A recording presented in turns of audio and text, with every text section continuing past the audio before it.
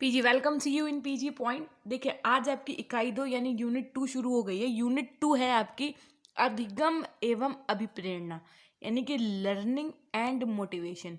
ये यूनिट पहली बात तो इतनी अच्छी है, जब आप इस यूनिट को मेरे साथ पढ़ेंगे ना तो एक अलग ही इंजॉय करेंगे। आपको ऐसा लगेगा कि आप अपने पास्ट को सीख रहे हैं, कि आपको लगेगा कि अरे ये मैंने पहले पढ़ा होता तो हम अपने पास्ट को और अच्छे से जी सकते थे। लेकिन हर एक चीज़ की एक एज होती है ना। अब आप मान के चलिए, आप बीएड कर रहे हैं ना, तो आपको ये सिखाया जाएगा यहाँ पे कि बच्चा क्या सोच रहा है, उसको कब मोटिवेशन की नीड है, तो आपको उसको क्या समझाना है, कैसे कहते हैं ना डील करना है बच्चे को। तो ये सीखना है। तो सबसे पहले आज हम लोग क्या पढ़ेंगे, अधिगम अथवा सीखना। तो आपको बता दें कि अगर ये क्लास 2 पार्ट में डिवाइड हुई, यानी कि आज आधी कल आधी कंप्लीट हुआ, तो मैं आपको इसका पीडीएफ कल दूंगी। ठीक, कल दूंगी। और पीडीएफ के लिए जो बच्चे नए हैं उनको बता दें, आप हमारे पीजी पॉइंट टेलीग्राम चैनल से ज्वाइन हो सकते हैं, जिसका लिंक आपको डिस्क्रिप्शन बॉक्स और कमेंट सेक्शन में पिन हुआ मिल जाएगा, है ना। या आप अगर नहीं मिल रहे हैं वहाँ से, तो आप सर्च कर लीजिएगा चैनल का ही नाम पीजी पॉइंट। और अभी अभी आपके इस चैनल का इंस्टाग्राम अकाउंट बनवाया गया है ना, बनाया गया है, या आप जो भी समझ लें। तो उसमें आपको क्या करना है, जा करके बताइए इंस्टाग्राम में क्या करना होता है। बन तो ऐसे सीख दे रहे हो जैसे इंस्टाग्राम जानते ही नहीं हो। है, अरे मैम इंस्टाग्राम क्या होता है, ये किस चिड़िया का नाम है? इतने सीधे नहीं हो आप लोग, हमें सब पता है। फटाफट से जाकर के वहाँ पे फॉलो करिएगा। ओके, तो चलिए शुरू करते हैं अधिगम का अर्थ और परिभाषाओं के साथ में। जैसा कि आपको पता है कि अलग अलग फिलोसफर्स के अनुसार यानी मनोवैज्ञानिक के अनुसार हम लोगों को पढ़ना होता है, तो पढ़ते हैं, क्योंकि पढ़ना ही हमारा काम है ना। सो आइए देखते हैं पहला कि इसकी अर्थ और परिभाषाएं क्या है।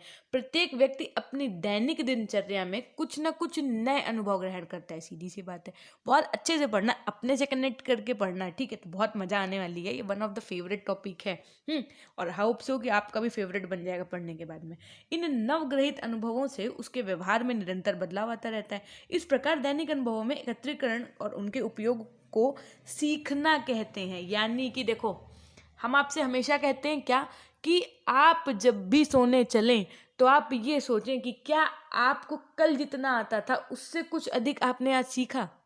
कहने का तात्पर्य ये है कि कुछ अपनी लाइफ में आज आपने न्यू न्यू किया, ये रात में आप सोच के सोइए। अगर आपको जवाब मिल जाता है हाँ, और वो हाँ आपका सेटिस्फैक्शन भरा होता है, ठीक है, तो आप ये मान के चलिए कि आप एक अच्छी लेवल के लर्निंग कर रहे हैं। अगर आपको जवाब मिलता है हाँ, लेकिन वो आपको ही सेटिस्फाई नहीं कर रहा है, यानी सेल्फ सेटिस्फैक्शन नहीं हो रहा है आपको, तो इट मीन्स कि अभी हार्डवर्क की नीड और है। ओके, सो इसी को क्या कहते हैं, लर्निंग। यानी कि आपने अपनी डेली लाइफ में क्या सीखा, और उससे आपके जीवन में, आपके व्यवहार में, बोलने के तरीके में, बातचीत करने के तरीके में, उठने बैठने के तरीके में क्या बदलाव आया, यानी क्या चेंजमेंट्स आए, यही इसी को क्या कहेंगे आप, लर्निंग। ठीक है, अब देखो, समायोजन की विभिन्न क्रियाओं के फलस्वरूप व्यक्ति के व्यवहार में लगातार संशोधन होता रहता है, जिसे मनोविज्ञान की भाषा में सीखना या अधिगम कहा जाता है। सीधी सी बात है। देखो ऐसे होता है, जैसे बच्चा बहुत छोटा होता है, जब जब वो बोलना सीखता है तो उसको कुछ चीज़ें बोल पाता है, कुछ नहीं बोल पाता है। फिर थोड़ा बड़ा होता है, जब वो किशोरावस्था में बालक होता है, तो उसका नेचर कैसा हो जाता है, आपको मैंने पढ़ाया था ना, चिड़चिड़ा हो जाता है, उसको अकेलापन अच्छा लगता है ना। तो उसके बाद में फिर एक समय ऐसा आता है कि उसको सिर्फ सोसाइटी अच्छी लगती है, सिर्फ फ्रेंड्स अच्छे लगते हैं। यदि बालक की बात करें तो बालक में क्या होता है कि समलैंगिक व्यवहार, मतलब बॉयज बॉयज से फ्रेंडशिप करते हैं, गर्ल्स गर्ल्स से फ्रेंडशिप, मतलब उनको ऐसे ग्रुप्स में रहना पसंद होता है। लेकिन यदि किशोरावस्था की बात करते हैं तो क्या होता है, विपरीत लिंगी बढ़ा था ना आपने, मतलब अपोजिट इंटरेक्शन हो जाता है। मतलब गर्ल्स की फ्रेंडशिप बॉयज से, बॉयज की फ्रेंडशिप गर्ल्स से, उनको ये सब चीज़ें ऐसी उनके नेचर में आती हैं, है ना। तो ये क्या है, ये भी सब किसके अंतर्गत आएगा, आपका लर्निंग के अंतर्गत आएगा। यानी कि अधिगम अधिगम की प्रक्रिया सतत और जीवन पर्यंत चलती रहती है। यानी सीधी सी बात है, जब तक कहता नहीं आदमी, आखिरी सांस तक आदमी कुछ ना कुछ सीखता ही रहता है। जो व्यक्ति जितना अधिक सीखता है उसका विकास उतनी ही तेजी से होता है। यानी कि आप जितना लर्न कर रहे हैं, अब लर्न का मतलब ये नहीं होता है कि A for apple B for ball, ये वाला लर्न की बात नहीं कर रहे हैं हम। लर्न, अब सोचो, लर्निंग की बात एक बहुत अल्टीमेट लेवल पे की जा रही है यहाँ पे। अधिगम का तात्पर्य यहाँ पे क्या है, कि आप किसी चीज को सीख रहे हैं, नॉट कि यहाँ पे लर्निंग का मतलब हो गया कि कल ये चैप्टर आपको सुनाना है, उसके बाद रिवाइज करना, पेपर में लिख देना, डेट्स ऑल। ये लर्निंग नहीं है। लर्निंग को ही एक बहुत अल्टीमेट लेवल से समझाया गया। सो होप सो कि आप वहां तक पहुंच पा रहे हैं जहां पहुंचाना जा पा रहे हैं आपको। और कैसा लग रहा है जरूर कमेंट सेक्शन में लिखते रहिएगा, है ना। फिर देखो, अधिगम की प्रक्रिया के दौरान व्यक्ति अनेक क्रियाएं एवं उपक्रियाएं करता है। लोगों को अपनी क्षमता की अनुभूति सीखने के द्वारा ही होती है। सीखने की प्रक्रिया निरंतरता एवं सार्वभौमिकता पर निर्भर करती है। मनोवैज्ञानिक अधिगम को एक मानसिक प्रक्रिया मानते हैं। विभिन्न मनोवैज्ञानिक ने अधिगम के अर्थ को और अधिक स्पष्ट करने के लिए, अब यही आपको पढ़ना है क्या, जो आपका टेट सीटेट में भी आना है ना, तो बहुत अच्छे से पढ़िएगा मेरे साथ एकदम। क्रो एवं क्रो के अनुसार आदत और अभिवृत्तियों के अर्जन को ही अधिगम माना गया है। किसको? जो आपकी हैबिट्स हैं, इन्होंने, किसने? क्रो और क्रो ने क्या माना है? जो आपकी हैबिट्स है ना, इन्हीं को माना है कि ये क्या है? नॉलेज एंड एटीट्यूड्स, लर्निंग के। फिर चार्ल्स ई स्किनर के अनुसार क्या माना गया है? कि व्यवहार में उत्तरोत्तर अनुकूलन की प्रक्रिया को अधिगम कहा जाता है। अर्थात कि जो बच्चे के लाइफ में डेली चेंजेस में, मतलब डेली चेंजेस आ रहे हैं जो उसकी लाइफ में, दिन प्रतिदिन नेचर में जो परिवर्तन आ रहा है, वही बच्चा जो आपसे पहले बहुत प्यार से बात करता था और अब वो थोड़ा सा चिड़चिड़ा हो रहा है, ठीक है, फिर एक दिन ऐसा आएगा कि वो आप बहुत दुखी होगा, सैड होगा, उसके अंदर अलग अलग प्रकार की विचारधाराएं आती हैं, है ना। तो इस वजह से क्या होता है, उसके अंदर बहुत सारे चेंजेस आते हैं। तो जैसे जैसे ये चेंजेस आते हैं, इसी को स्किनर ने क्या कहा कि यही तो है अधिगम। क्यों कहते नहीं, जब आदमी के ऊपर पड़ती है तब उसको समझ में आता है। बोला जाता है ना, क्यों बताओ, ऐसा बोलते हैं ना कि जब भैया तुम कहाँ समझोगे, तुमको कहाँ समझ में आएगा, जब जिसके ऊपर पड़ता है वो समझ सकता है। मतलब कि कोई प्रॉब्लम अगर किसी के सामने आई तो वो जब डिस्क्राइब कर रहा है सामने वाले को, तो वो उस चीज़ को बहुत कम समझ पा रहा है। जितना उसने फेस किया है सामने वाले ने, उसकी अपेक्षा वो कम समझ पा रहा है, तब ये लाइन बोली जाती है। लेकिन आपको बताएं, जिसके ऊपर प्रॉब्लम पड़ी है तो उसने उस प्रॉब्लम से भी सीखा है ना। ये है लर्निंग का स्तर। समझ आ रही बात मेरी? कुछ कुछ पहुंच पा रहे हैं आप वहां तक जहां हम आपको पहुंचाना चाह रहे हैं। मार्गन एवं गिलीलैंड के अनुसार क्या कहा गया कि अनुभव के परिणाम स्वरूप प्राणी के व्यवहार में बदलाव ही अधिगम है। यह बदलाव या परिवर्तन प्राणी द्वारा कुछ समय के लिए निश्चित तौर पर प्रदर्शित किया जाता है। इनका कहना है कि जो आपको लाइफ के जो आपको अनुभव हो रहे हैं, ठीक है, जो आपको एक्सपीरियंस हो रहे हैं लाइफ में, अलग अलग समय में चीज़ों को देख रहे हैं, समाज बदल रहा है, नई नई चीज़ें आ रही हैं, तो ये जो अनुभव है यही परिवर्तन के रूप में है।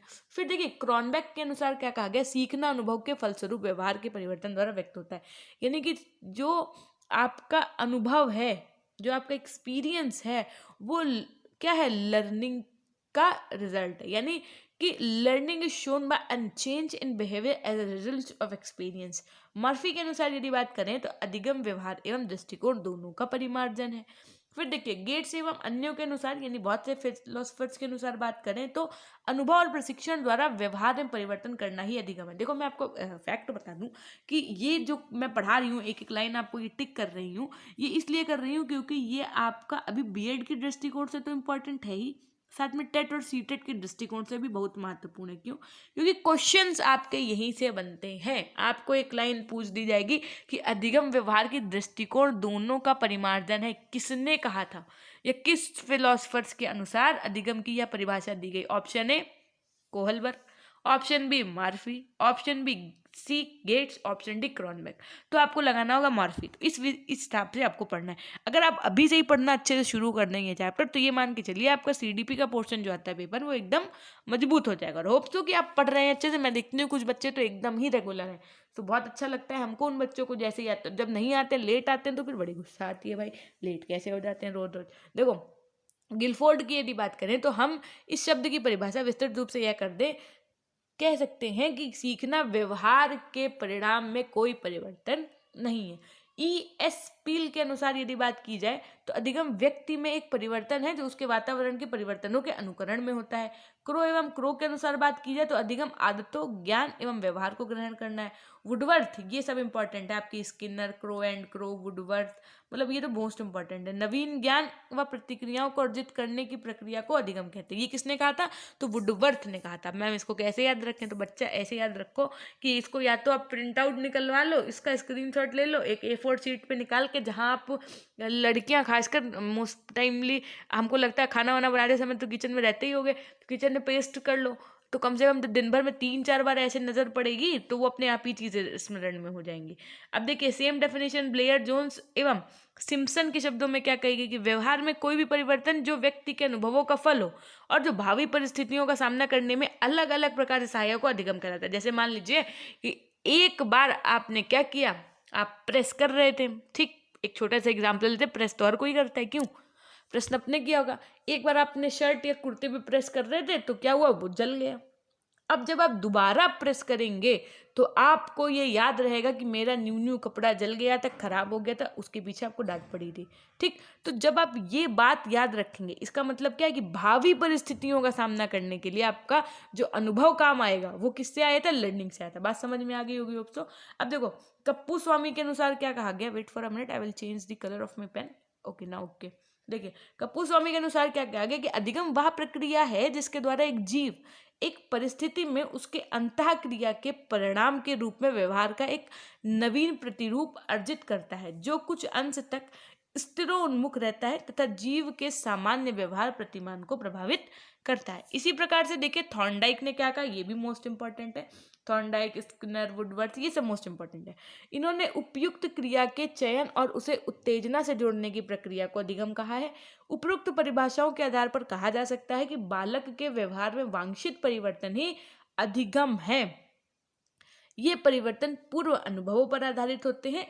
ये तो स्थायी या अस्थायी हो सकता है, यानी कि क्या होता है कि कभी कभी जो ये चेंजेस होते हैं वो स्टेशनरी होते हैं और कभी कभी स्टेशनरी नहीं होते हैं, ठीक। अब हम लोग क्या पढ़ने जा रहे हैं, अधिगम की मान्यताएं, यानी कि एजम्पशंस ऑफ लर्निंग क्या है, आइए जानते हैं। कि विश्वास एक व्यक्ति के मन में वह स्थिति है जिसके द्वारा मनुष्य अनुभव जन्य साक्ष्य तथ्यात्मक निश्चितता को एक साथ साबित करने का प्रयत्न करता है। देखो मैं चाहूँ तो, क्या आप सोचो एक मिनट के लिए, अधिगम की मान्यता है, मैं चाहूँ तो इसको अपने वर्ड्स में डिफाइन करते चले जाऊँ, सो सिंपल, आपकी 30 मिनट की क्लास में 15 मिनट में फटाफट से फिनिश कर दूँ। लेकिन नहीं, क्यों, क्योंकि मैं ऐसा इसलिए नहीं करती हूँ, मुझे अपना ना अपना एक वे ऑफ टीचिंग ही अलग बनाना है। भले आप इसको कुछ लोग अप्रिशिएट ना करें, और जो करते हैं so it's well and good, और जो नहीं करते हैं तो उनके लिए भी कोई बात नहीं, क्योंकि मे भी उनको नहीं समझ में आ रहा है कि जैसे हम पढ़ा रहे हैं, ठीक है। होता क्या है कि जब मैं ये रीड करती हूँ तो अगर आपके शब्दकोश में ये शब्द नहीं है, जैसे क्या, अनुभवजन्य, साक्ष्य, तथ्यात्मक, निश्चितता,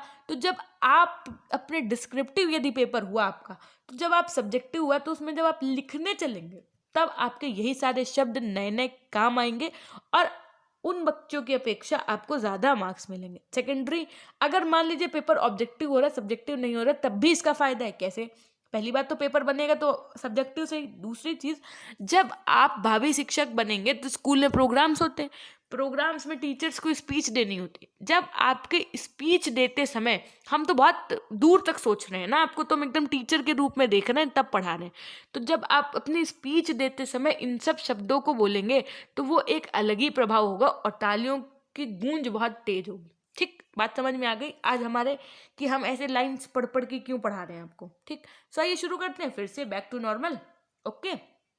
आइए देखते हैं कि छात्रों बालकों में किसी भी वस्तु को जानने या समझने की इच्छा जन्मजात होती है, सीधी सी बात है। अतः जिज्ञासु प्रवृत्ति के होते हैं ना बालक, अतः प्रत्येक बालक अधिगम यानी सीख कर सकता है। अधिगम की आम धारणा निम्नलिखित है, क्या,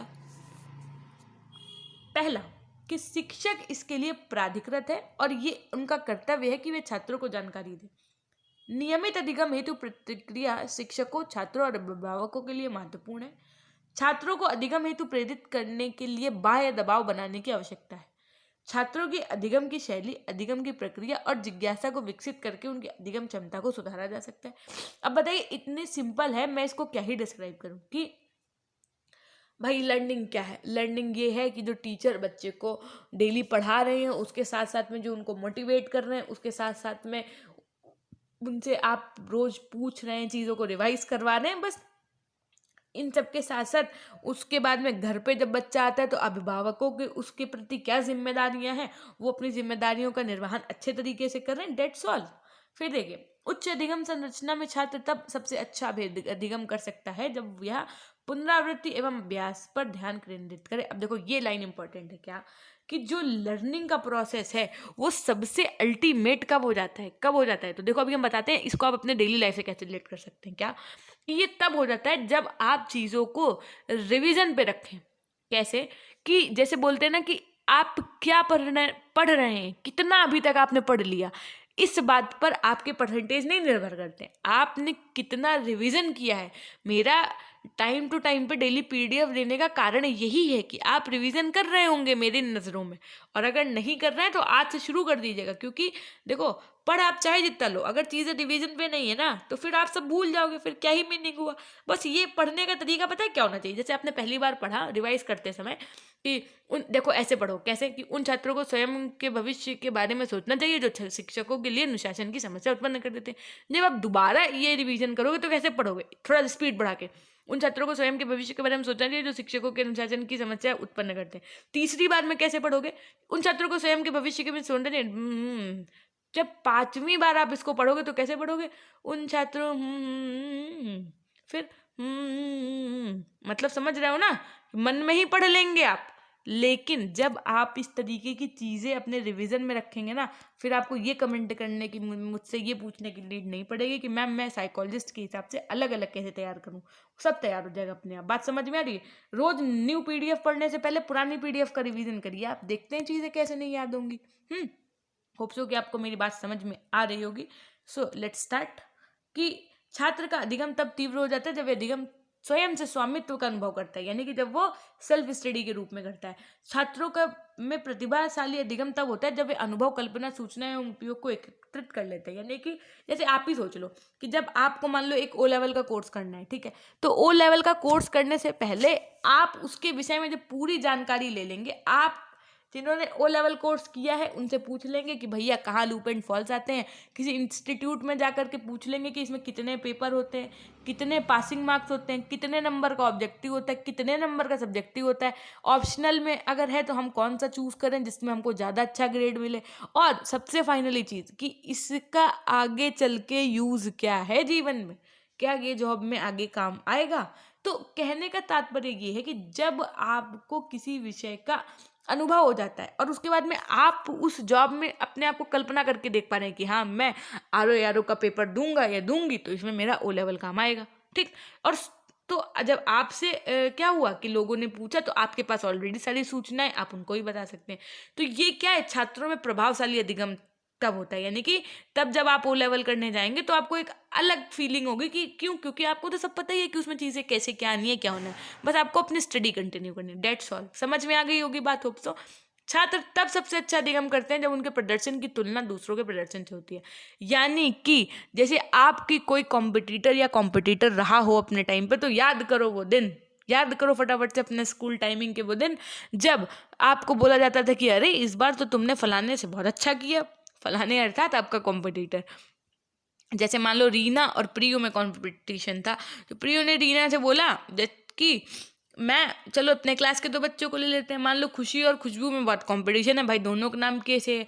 एक दिन हमने पूछा भैया जरा अनुच्छेद बताओ, चलो अच्छा अनुच्छेद छोड़ो, मौलिक अधिकार बताओ कितने हैं, तो खुशी पहले लिख देती थी, लेकिन आज खुशी को लिखने में देर हो गई, खुशबू ने पहले लिख दिया, तो मैंने थोड़ा सा उनको अप्रिशिएट कर दिया क्या कि वेरी गुड खुशबू, आज तो आपने बहुत अच्छा किया है ना, वेल डन बच्चा, कीप इट अप। और तो खुशी को लगा कि अरे मेरी तारीफ नहीं हुई यार, फिर खुशी कल उस पीडीएफ को 4 बार और पढ़ के आए और पता चले मैम ने पूछा ही नहीं, just part of joke only, पता चले मैम ने पूछा तो फिर खुशी बताने लगी। तो कहने का तात्पर्य ये है कि जब आपकी तुलना दूसरों से की जाए तब आप बच्चा बहुत अच्छे से सीखता है ना, जब उनके प्रदर्शन की तुलना हो रही है। बात समझ में आ रही है होप्सो कि नहीं आ रही है, बोलो फटाफट से।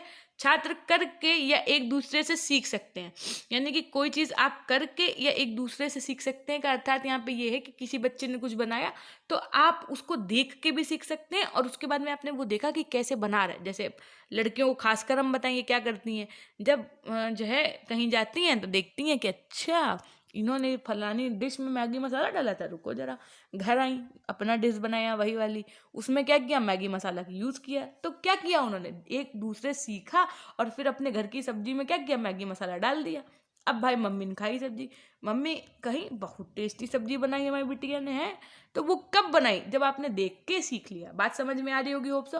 प्रत्येक व्यक्ति के अधिगम का अलग अलग तरीका होता है। देखिए लर्निंग का भी अलग अलग मेथड होता है। क्यों, आज हम किसी और तरीके से सीख रहे हैं, आप किसी और तरीके से सीख रहे हैं। मीन्स टू से डेट, आपको लिख के याद होता है ना, बहुत से बच्चे होते हैं लिखते हैं, लिख के याद करते हैं। कुछ बच्चे इतने शार्प माइंडेड होते हैं कि उन्होंने पढ़ा और उनको याद हो गया। कुछ बच्चों ने क्या किया, सिर्फ एक बार पढ़ लिया उसके बाद में उसको लिख के देख लिया पूरा पूरा। और कुछ बच्चे ऐसे होते हैं मतलब अलग अलग तरीके होते हैं उनके लर्निंग में कि जब तक उनको मारा कूटा ना जाए डंडे से तब तक उन्हें याद करेंगे, है ना। कुछ विषयों का आंतरिक रूप से दूसरे विषयों की तुलना में अधिक जटिल है। अब देखो अधिगम की प्रकृति की मुख्य विशेषताएं क्या है। मैं थोड़ा आराम से पढ़ा रही हूँ, आप ये नहीं समझिएगा कि अरे मैम इतना आराम से पढ़नी कोर्स कैसे कंप्लीट होगा। कि मेरी जिम्मेदारी है कि कोर्स मैं कंप्लीट करूंगी, बाकी ये मान के चलिए ये बहुत अच्छी यूनिट है, सो प्लीज़ इसको हमें अपने हिसाब से पढ़ाने दीजिए। और 4 5 6 दिन जितने दिन लग जाए लगने दो। क्यों? क्योंकि बहुत अच्छी यूनिट है और पेपर में क्वेश्चन के अलावा टेट सीटेट नहीं पूछा जाता है, इसलिए आराम से पढ़ो, है ना। अधिगम की प्रकृति एवं मुख्य विशेषताएं। अधिगम के द्वारा हमारे व्यवहार में जो परिवर्तन होता है वह पूर्णतः अर्जित ही होता है, या यूं कहें कि यह व्यवहार जन्मजात नहीं होता है।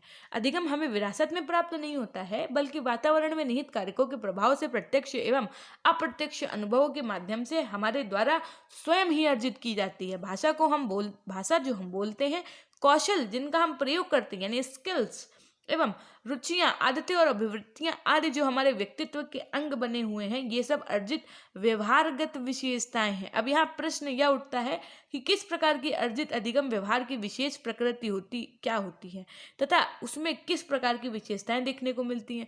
इस प्रश्न का बहुत कुछ उत्तर सीखने संबंधी परिभाषाओं एवं उससे संबंधित सामग्री को आधार भली भांति प्राप्त किया जा सकता है। कैसे? तो सबसे पहले देखो योकम एवं सिम्पसन के अनुसार क्या कहा गया कि सीखने की सामान्य विशेषताएं होती है। सबसे पहले सीखना संपूर्ण जीवन चलता है, यानी कि ये पूरी लाइफ टाइम प्रोसेस है आपका। फिर उसके बाद में सीखना परिवर्तन है। क्या है? सीखना परिवर्तन है। अब मैम सीखना परिवर्तन कैसे हो सकता है? आप भी बताते हैं कैसे हो सकता है।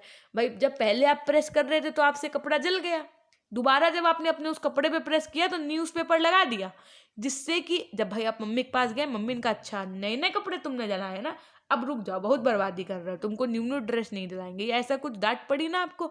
तो अब आपने और मम्मी ने क्या कहा कि तुमको इतनी अकल नहीं है, इस कपड़े पे न्यूज़पेपर लगा लेते, प्रेस करते, आराम से हो जाता। तो अब आपने यहाँ से सीख लिया ना क्या कि अब जब हमको प्रेस करना होगा इस तरीके का कपड़े पे तो मैं किसका यूज़ करूंगा? न्यूज़पेपर का यूज़ करूंगा। तो जब अब आपकी क्या हुआ कि दोबारा आपको जब प्रेस करना हुआ तो आपने न्यूज़पेपर का यूज़ किया ना, तो ये क्या है? परिवर्तन आया कि नहीं आया? आपने उससे सीखा कि नहीं सीखा? तो सीखने के साथ जीवन में परिवर्तन आता रहता है, ठीक। और ये क्या है? एक रिजल्टेंट है परिवर्तन जो आया। फिर सीखना सार्वभौमिक है। कैसे? ये यूनिवर्सल है। सीखने का गुण मतलब केवल ह्यूमन बींग्स में ही नहीं होता है, ये संसार के सभी जीवधारियों में होता है, जंतु पशु पक्षी सब में पाया जाता है। अब देखो आपको एक एग्जाम्पल देते हैं। अगर आप कभी मथुरा गए हो या आगरा गए हो तो वहां पर आप देखो जरा क्या होता है। अगर आपने सुना हो देखा हो तो बंदर क्या करते हैं, वहां पे ऐनक के बड़े प्रेमी होते हैं। मतलब वो ऐनक निकाल के आपका चश्मा लेके चले जाएंगे। फिर जब आप उनको फ्रूटी दो, खासकर फ्रूटी तो बहुत प्रिय है उनको, फ्रूटी दो लेकर के तुरंत, या उनको कुछ खाने का दो, तो ही वो आपका चश्मा छोड़ेंगे। मतलब एकदम ताड़ के बैठते हैं कि जैसे कोई बंदा चश्मा लगा के आए उसका चश्मा ले लेंगे, है ना। तो ये क्या है? ये भाई बताओ क्या है? देखो क्या है कि सीखना, वो सीख गए। अब क्या जो हम लोगों के यहाँ के मंकी हैं, क्या वो ऐसा करते नहीं? वो क्या करेंगे? कपड़ा उठा के ले जाएंगे छत से कि उनको भी उसको कुछ खाने को मिलेगा, फिर वो कपड़े वापस कर देंगे। तो क्या उनको फ्रूटी देते हैं जाकर के? नहीं। लेकिन जो वहां के बंदर हैं वो ये बात सीख गए हैं कि अभी हम जो है ये काम करेंगे तो हमको ये चीज मिलेगी। बात समझ में आ रही? तो इसका मतलब क्या है कि जीवों में, जंतुओं में, पशु पक्षी हर प्रकार से सीखते रहते हैं। सीखना समायोजन है। क्या है? Learning is adjustment. How? I will explain you. देखिए सीखना वातावरण से अनुकूलन करने के लिए आवश्यक है। सीख कर ही व्यक्ति नई परिस्थितियों से अपना अनुकूलन कर सकता है। जब वह अपने व्यवहार को नई परिस्थिति एवं वातावरण के अनुकूल बना लेता है तभी वह कुछ सीख पाता है। गेट से एवं अन्य के अनुसार सीखने का संबंध स्थिति के क्रमिक परिचय से है। सीखना विकास है। सीधी सी बात है। जब आपने ये चीज सीख लिया कि अब प्रेस हमको जो करना है वो न्यूज़पेपर लगा करके करना है, तो ये क्या है? आपके जो सीखा उसमें कुछ डेवलपमेंट हुआ कि नहीं हुआ? हुआ ना। मानसिक विकास हो गया ना। अब कल को जब कोई सामने वाला कोई प्रेस करने जा रहा होगा, उसे कहेंगे हे यो न्यूज़पेपर लगा के करो वरना जल जाएगा, तो आप क्या कर रहे हैं? उसको भी सिखा रहे हैं ना। आप इतने दादा बन गए आप। अब देखो सीखना नया कार्य करना है। सीधी सी बात है। Learning is doing something new. आज ये सब स्टेटस लगा लेना, ये जितने बच्चे ये स्टेटस लगाते हैं ना व्हाट्सएप पे, ये देखो कितनी अल्टीमेट लाइन लिखी है कि सीखना नया कार्य करना। एक अपनी फोटो लगाना और फोटो के नीचे यहाँ पे लिख देना learning is doing something new. सबको पता चल जाएगा कि बच्चा क्या पढ़ रहा है, सब साइकोलॉजी चैप्टर पढ़ रहा है। अब देखो वुडवर्थ के अनुसार ये मोस्ट इंपॉर्टेंट है, पढ़ना आराम से। क्या कि सीखना कोई नया कार्य करना नहीं है, परंतु उसमें उसने एक शर्त लगा दी। उसने कहा कि सीखना नया कार्य करना तभी है। कब है कि जब यह कार्य पुनः किया जाए और अन्य कार्यों में प्रकट हो। फिर सीखना अनुभवों का संगठन है। सीखना ना तो नए अनुभवों की प्राप्ति है और ना ही पुराने अनुभवों का योग है, वरन नए और पुराने अनुभवों का संगठन है। जैसे जैसे व्यक्ति नए अनुभवों द्वारा नई बात सीखते रहता है, वैसे वैसे वह अपनी आवश्यकताओं के अनुसार अपने अनुभवों को संगठित करता रहता है। ठीक, अब देखो, सीखना उद्देश्यपूर्ण होता है, यानी कि लर्निंग इज पर्पसिव। हाँ, जिनको छोटा स्टेटस लगाना वो ये वाली लाइन लिखना, क्या कि लर्निंग इज पर्पसिव, और अपनी बढ़िया एक फोटो लगाना। ठीक, सीखना उद्देश्यपूर्ण होता है। उद्देश्य जितना ही अधिक प्रबल होता है, सीखने की क्रिया उतनी ही तीव्र होती है। उद्देश्य के अभाव में सीखना असफल होता है। देखो ये लाइन ना अभी आपके लाइफ से जोड़ के दिखाते हैं इसको कैसे। आपका एम क्या है, पहले तो ये डिसाइड करो। बीएड करने से पहले आपने अपना गोल क्या डिसाइड किया कि क्या कि मैं बीएड करके तो प्राइमरी टीचर भी बन सकता हूँ, जूनियर भी बन सकता हूँ, है ना, और उसके बाद में सीनियर टीचर। कहने का तात्पर्य ये कि 6 to 8 भी पढ़ा सकते हैं, 8 to 10 भी पढ़ा सकते हैं, और अगर आपने पीजी किया है तो 12th तक भी पढ़ा सकते हैं। इट मीन्स कि आपका जो पर्पस है वो क्लियर है कि मुझे अल्टीमेटली टीचर ही बनना है, तभी तो आप बीएड कर रहे हैं, बोलो, है ना। और जब आपका ये उद्देश्य जो प्रबल होता है ना, मतलब कहने का बहुत मजबूत होता है ना, कि कहे कोई देख के आपको कहे अरे यार तुम तो यार बहुत सुंदर हो, तुम तो एक्टर बन सकते हो, या बोले कि यार तुम तो नायिका बन सकते हो, एक्ट्रेस बन सकते हो, पता चले कल से ही टिकटॉक की वीडियो बनाना, इंस्टाग्राम पे रील्स बनाना शुरू, है ना। लेकिन नहीं, आपने कहा नहीं, मैं चाहे जितना सुंदर या सुंदरी हूँ, मतलब जितना ज़्यादा मैं अच्छा लगूं, लेकिन मुझे क्या बनना है, एक शिक्षक या शिक्षिका बनना है। क्यों? क्योंकि ये आपका उद्देश्य है, और ये प्रबल उद्देश्य जब होता है ना, तो सीखने की क्रिया, तो मतलब जब आप फिर लर्निंग में होते हैं ना, तो वो सबसे तीव्र हो जाती है। कहने का तात्पर्य यह है कि फिर आपको कोई मोटिवेशन की नीड नहीं है कि घर वाले कह रहे हैं यू बहुत शैतानी कर रहे हो। शैतानी तो आवाज आप बीएड करेंगे नहीं है, कर भी सकते हैं, कुछ कहा नहीं जा सकता, खुशी जैसे बच्चे कर सकते हैं। फिर क्या होगा कि मम्मा बोलेंगी कि बहुत आजकल तुम पार्टी में जा रहे हो, बहुत आजकल तुम्हारी रील्स बन रही हैं, है ना, तुमको जो है बिल्कुल पढ़ना लिखना तो रह नहीं गया है, बस यही करो। तो ऐसा बोलेंगी मम्मा आपकी? नहीं बोलेंगी। क्यों? क्योंकि आपका उद्देश्य खुद इतना प्रबल है कि आपको पता है कि अभी सेकंड ईयर जैसे ही लग जाएगा, हम एलिजिबल हो जाएंगे टेट सी टेट देने के लिए, तो हम अभी ना पढ़ना शुरू करते हैं एकदम उसी परिप्रेक्ष्य में। बात समझ में आ रही है कि नहीं आ रही है, बताओ, आई बात समझ में? तो उद्देश्य के अभाव में सीखना असफल होता है, यानी कि जिनको यही नहीं पता है, जो बच्चे यही पूछ रहे हैं, मान लो कि मैम टेट सी टेट क्या होता है, अब हम उनको क्या ही बताएं कि भैया तुम फिर बीएड काहे कर रहे हो जब तुमको टेट सी टेट ही नहीं पता है। तो मतलब समझ आ रही बात? हाँ देखो, एक जानकारी ये ना होना कि मैम टेट सी टेट में कितने मार्क्स का पेपर आएगा, कितने पार्ट में होगा पेपर, कितने उसमें सब्जेक्ट्स आएंगे, क्या निगेटिव मार्किंग, ये ना पता होना, इट्स ओके। बट अगर आपको यही नहीं पता है कि बीएड के इस ईयर में मैं एलिजिबल हो जाऊंगा पेपर देने के लिए, या मुझे बीएड के बाद में टेट सीटेट का पेपर निकालना ही है ना, तो आप इसका मतलब कि अभी आपका उद्देश्य में क्या है, अभाव है, कमी है। ठीक, फिर देखिए, सीखना विवेकपूर्ण होता है, लर्निंग इज रेशनल। मार्शल ने क्या कहा, इनका था कहना कि सीखना यांत्रिक कार्य नहीं बल्कि विवेकपूर्ण कार्य, यानी कि ये मैकेनिकल वर्क नहीं है, ये आपका कैसा है, तो मेंटल वर्क है। उसी बात को शीघ्रता और सरलता से सीखा जा सकता है जिसमें बुद्धि या विवेक का प्रयोग किया जाता है। बिना सोचे समझे किसी बात को सीखने में सफलता नहीं मिलती। सीखना क्या है, सक्रिय है, यानी लर्निंग इज एक्टिव। सक्रिय सीखना ही वास्तविक सीखना है। बालक तभी कुछ सीख सकता है जब वह स्वयं सीखने की प्रक्रिया में भाग लेता है। यही कारण है कि डाल्टन विधि, प्रोजेक्ट विधि आदि शिक्षण की प्रगतिशील विधियां हैं जो बालक की क्रियाशील पर बल दे देती हैं। फिर देखा, सीखना खोज है, सीखना वातावरण की उपज है, सीखना व्यक्तिगत व सामाजिक दोनों है। ये इंपॉर्टेंट है, ये पढ़िएगा। योकम एवं सिम्पसन के अनुसार सीखना सामाजिक है क्योंकि किसी प्रकार के सामाजिक वातावरण के अभाव में व्यक्ति का सीखना असंभव है। अब अधिगम के प्रकार कितने होते हैं? देखो, टाइप्स ऑफ लर्निंग जो है ये आपका बहुत इंपॉर्टेंट टॉपिक है ना, तो इसको ना मैं कल की क्लास में पढ़ाती हूँ। देखो ये चैप्टर आपको अभी और कितना पढ़ना है मैं दिखा देती हूँ आपको, फिर कल इसका पीडीएफ दूंगी। ये देखो, ये 2.5 पढ़ना होगा आपको, फिर उसके बाद में देखिए 2.6 है ना, अधिगम को प्रभावित करने वाले कारक हैं कुछ, उसके बाद में शिक्षण अधिगम प्रक्रिया का सुविधापूर्ण बनाने वाले कारक हैं। इतना आपको ये पढ़ा देंगे हम कल। फिलहाल आपको बता दें कि आपके इस चैनल का इंस्टाग्राम अकाउंट बन गया, वहाँ पर जाकर आप फटाफट से फॉलो कर सकते हैं, और उसके बाद में टेलीग्राम चैनल से जुड़ जाएगा फॉर दी पीडीएफ। और क्या बता दूँ, बताओ, फिर से शुरू करें वही लाइन कि भैया चैनल को लाइक कर देना और क्या बोलते हैं, हाँ सब्सक्राइब कर देना। तो मतलब कभी कभी भूल भी जाते हैं ना आप लोगों बातों के चक्कर में। और हाँ, पुराने हैं तो शेयर कर दीजिएगा, नए हैं तब भी शेयर कर दीजिएगा। नए हैं तो कोई वो है क्या, नए हैं तो पुराने हो जाएंगे कल तक, क्यों बताओ सब लोग जितने पुराने वाले हैं, है ना। So it's well and good. और अपने मम्मा पापा को, दादी दादू को, फैमिली मेम्बर्स को मेरी ओर से प्रणाम बोलिएगा। और हमेशा खुश रहिए, मुस्कुराते रहिए। लिखो फटाफट से अपनों के लिए मेरी तरफ से, है ना। तो हमेशा खुश रहिए, मुस्कुराते रहिए, कभी अपने लिए तो कभी अपनों के लिए।